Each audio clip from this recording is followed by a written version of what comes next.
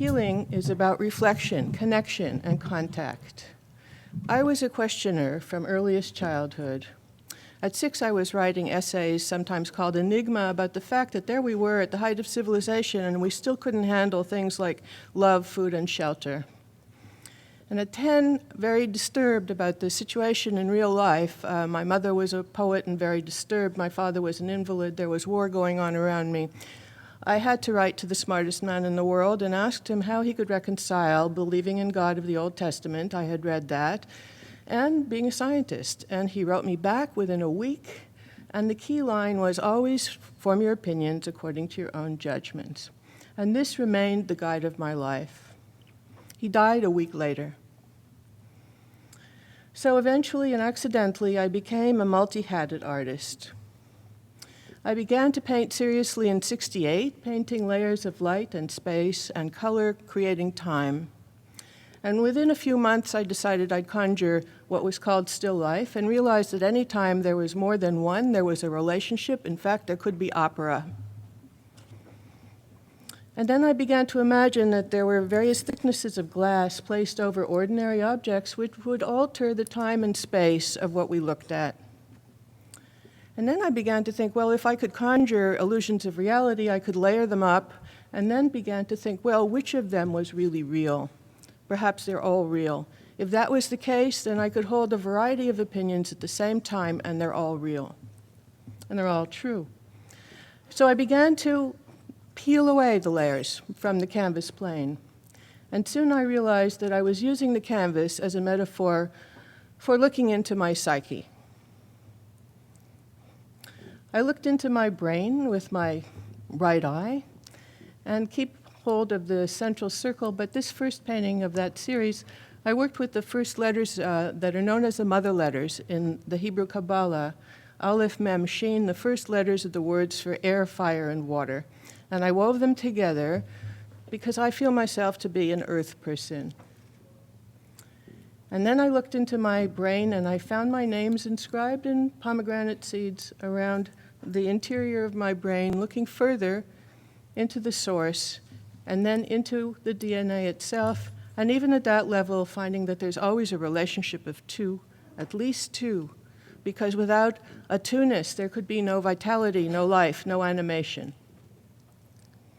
And when I painted reflections of events in time, I realized that any crossing of DNA gave us the letter Aleph, the origin, the source, genesis, life.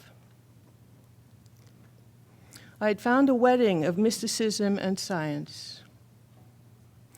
I understood the complementarity between artist and scientist. The artist brings abstraction into form, and the scientist brings form into abstraction.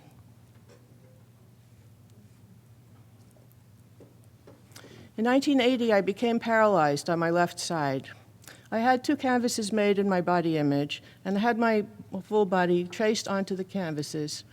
And in the first one, I worked on all of the problems of the left side, undoing, unpeeling, untangling, and 12 seeds appeared at the top, seeds of regeneration. And the second canvas, I painted the regeneration of the soul over a full-length self-portrait. At the end of 9 months, I was fine. There was no repercussions. I found to trust intuition as it is found expressed in body-related imagery. The image seemed to go underwater. Always follow the image. Don't control the image. And I went down to the primordial depths, and eventually I found myself stepping out of the reeds and literally found myself at a pond in Southern California. And I spent 3 years at that pond, watching the breaking of the reeds into various forms over different periods of day and night and seasons and weather. But I found that there was something captivating about the patterns that were breaking on the other side of the pond. It seemed as if there was some alphabet or language or scriptural message that was being written for me. And the patterns had to do with something like an X, an arc, an angle, a line. And yet I couldn't figure it out, but it was there. It kept just seducing me. And I was hooked on it. But as I stayed longer in isolation, I became more interested in the reflection than I was in what was reflected. And once again, I was looking at what's real. Was it the stick or the shadow or the surface of the pond denoted by leaves? Or was it the reflection? The longer I was away, I was an untethered soul. I became totally embraced by the ethereal quality of being in an illumined environment with no other human to reflect me. I understood that the pond surface had become the meeting of heaven and earth, between sky and water, and that the leaves had become the reification of human behavior, that which is visible but invisible between humans. After 3 years, I began to examine the land with the same kind of intensity as the pond, and high in the mountains of Banff, guided by the hand of nature, I began to see what I saw as anthropomorphic qualities in illuminated incidents in light, like that little bit of shoot, little hope that was found in an extremely dark place in a forest, and the vulnerability of being naked, like a tree stripped of its bark by a hungry elk. Sexual attraction, birth, heartbreak, grief, veiled contact, aging together, adjustments in time and light, in the wind they bend as one, an allegory of marriage, dignity, the spirit in the tree, and learning to fly in the forest. I knew that form evokes feeling, and feeling conjures metaphor, and metaphor demands expression. As I literally wandered around the world, I began to see patterns that were revered universally, including the tree of life and that which denotes harmony. I saw images of man, woman, animals. Nature had become supernatural. And other shapes that reminded me of letters, much like I had seen them at the pond. And everywhere I walked, there were letters as if I could read the landscape, even in a Chinese ideogram like roof over person, house. The English letter A. I walked around the world now with a table of alphabets, the oldest being the first permutation of 50 permutations of the Hebrew alphabet, variously known as ancient Phoenician, Old Hebrew, and other names for it, but the very first of alphabets, and all of the forms, which were the original ones, going back 2,500 years, were those shapes that I found in nature and that I was photographing worldwide. I knew that in Kabbalah, the visualization and meditation on the form of every letter of the Hebrew alphabet, alone or in combination, changes not only the psychophysiology of the practitioner, but is also believed to change the nature of cosmology in the moment. I began to look at groups of letters and began to read words, including the Hebrew word for letter, as I found it in Roots in northern Canada, the first letter of the Hebrew alphabet on the right and the last on the left. The word is ot. By walking around the world and seeing these forms, the 5 forms which I had identified as being universally chosen for every alphabet, ancient to modern, I understood that there had to be something that connected us all. And that connection had to do with that these forms mirrored the neurons and the neural processes of perception and cognition. Therefore, our ancestors, looking at the ground, no matter where they were, looking for food or foe, were captured by those same forms that I had been alone at the pond. It was no accident, then, that the last form of the first letter of the Hebrew alphabet is the same as the first form of the last letter of the Hebrew alphabet, echoing DNA as first photographed by Rosalind Franklin in 1952. We universally recognize external forms in the same way because they reflect our hardwired perceptual apparatus, but we give meaning to form in cultural context. I was asking, do we see because of what we think, or do we think because of what we see? In the West, everybody knows that certain forms, which we call often pejoratively pornography, otherwise erotic images, will cause a psychophysiological change. In the East, it is known that all forms create a psychophysiological change. Everything we see changes our psychophysiology. And in the East, it's used as a healing method in the Navajo sand paintings. One lies down on a sand painting in order to become healed, in the same way that one does with a Tibetan mandala, focusing, meditating on it to achieve wholeness. Similarly, watching or participating in tribal sacred dance will change the psychophysiology, or just looking at someone sacred in your lineage is going to change everything in your body. Similarly, architecture formed on body image will achieve the same. So, spending a great deal of time in very many cultures, I began to see that joy is culturally determined, but grief is experienced universally in the same way. One culture wants many husbands, another many wives, one sons, one's daughters. Gods change every 5 miles, but grief is exactly the same, felt everywhere. It has to do with loss of contact, rejection, and abandonment. So while cultures vary widely, we are fundamentally more alike than we are different. I spent 16 months alone in a high mountain forest in northern Arizona at 8,000 feet, 20 below zero in winter, no heat, no power, no nothing. I lived with the big animals. The forest had become my cathedral, and once again I read the scripture in the landscape. I traveled deeply into my psyche. And when winter came, I realized I was separate from my tribe, because as the animals had shown me, that we humans are also herding animals, and it's only within the herd that we can be heard. I was invited by the Dalai Lama to come to Dharamsala for the first time that any Dalai Lama had given tantric teachings. I left my snow-covered mountain and went to the other snow-covered Himalaya and sat with 300 monks for 6 weeks in the blizzards over there.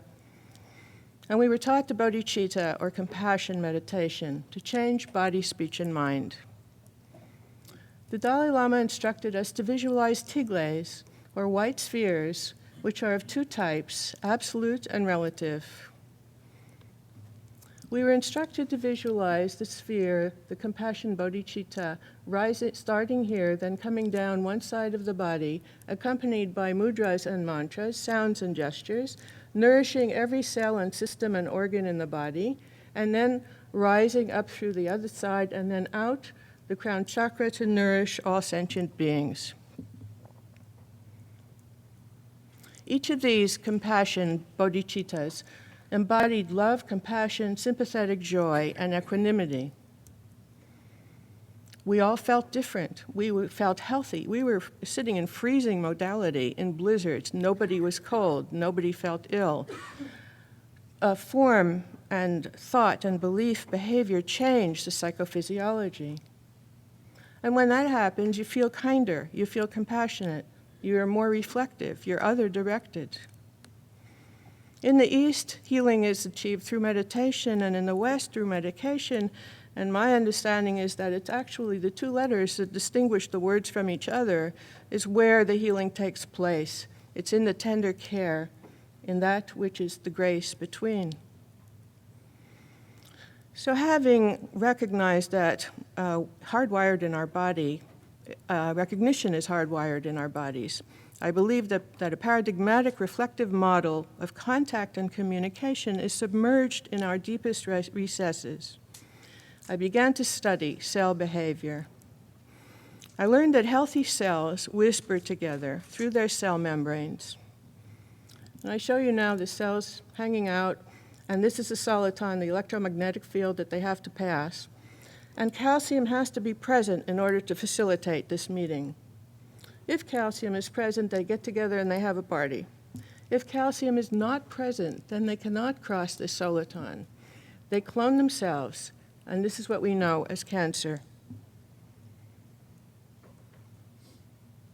Similarly, in our psyches, when we're isolated, we become narcissists, we talk to ourselves, we even form multiple personalities, a similar kind of psychological cancer. Much like our hardwired physiological systems, our emotional search from birth is for a resonating reflection, not a clone. Micro to macro, all healthy organisms require reflection and communication. From particles to galaxies, all require connection and contact. In the mid-90s, I began a diamond series. And as I worked them, the various spheres started to appear, and they proliferated. And in June of '99, I suffered a really terrible car accident on Queen Charlotte Island. I had rented a car, and the steering wheel seized up. It seized to the right. The car rolled over several times, fell down a ravine, and I was left crushed and crumpled in a crushed-up, crumpled-up car. And I'd probably still be there had not the car that preceded me been driven by a nurse who was vigilant by nature, had seen the car behind her, didn't see the car, came back, saw the wreck, and drove for 3 hours to call the paramedics, who came 3 hours later and found the car, found what they thought was a dead body. And I come back into consciousness hearing the words, "How the bleep you get this thing to work?" And they had just received the Jaws of Life the week before with a Japanese manual. So here were the Haida paramedics looking at a Japanese manual, and here's this dead body in a car. And so what they did, being a whale culture, they always carry whale blubber with them. They took the clothes off that dead body, oiled up the body, and I was just coming back into consciousness. And they extricated the body from the car and put it into their car. Well, as soon as I came back into consciousness, I immediately started visualizing blue ice throughout my body, knowing that big inflammation, serious injuries, visualize blue ice. They took me to their infirmary that had no medical facilities at all, not even an x-ray machine. Well, let me go back there, but on the 5th day, this is after morphine for 5 days, I decided I'm leaving, and on morphine to go and a whole lot of intention, I had to walk to get to the ferry, to get to another island, to get to a prop jet, to get to Vancouver, to get to LA, to get to St. John's Hospital, kind of crawled into my doctor's office who hand carried me to the MRI. I had broken all my ribs, sternum, scapula on both sides, 4 vertebrae, crushed heart, crushed head, crushed knees. The prognosis was awful. How did you ever survive? Well, I had intention. And instead of having surgery, I went home. I was prone. I couldn't move. I was in a Velcro body cast and spent every day, all day, with medical techs looking at every single cell and organ in my body, visualizing the perfect form. That was all I did for 2 months, just visualizing intensively. And after 2 months, I was able to walk the stairs to my studio, and I continued painting. And these were 7-foot diamond paintings, And I started to reconstruct the body from the inside out. I first worked on the spinal column, the ribs, the cells, the spirit, and I also started to write into the paintings, because I knew that multiplying the faculties that we have amplifies our ability to heal or to do anything else. And so in the first one, I wrote the words, "Who will live and who will die," which is what one says at the turn of the year at Rosh Hashanah, asking, will we live or will we die? But as I wrote into these paintings, I felt that much more activity in terms of the power of these objects. And as I painted, again, these spheres kept coming, and I didn't know whether they were worlds within worlds, whether they were calcium, whether they were compassion. I just didn't know, and the pattern dictated itself. So I wondered, what it is. And by this time, by the way, I had understood that at a certain level, when the bodhicitta compassion meditation was developed, that those who originated knew about the importance of calcium. I wrote up a theory, I sent it to the Dalai Lama, who sent it to the chief geshe, that's the scholar, who knew most about the practices. And what I presented was that since the Tibetans lived on that Tibetan plateau, the highest roof of the world, most recently under the sea, and I'd been there several times, the vegetation had a high mollusk quality to it, a lot of shell content, and Tibetans eat only yak everything, no vegetation, no vegetables at all. So they had a high protein, high calcium diet. At that point, that's when the compassion visualization made sense to me, because it not only amplified the emotion, but it amplified the circulation of calcium through the body.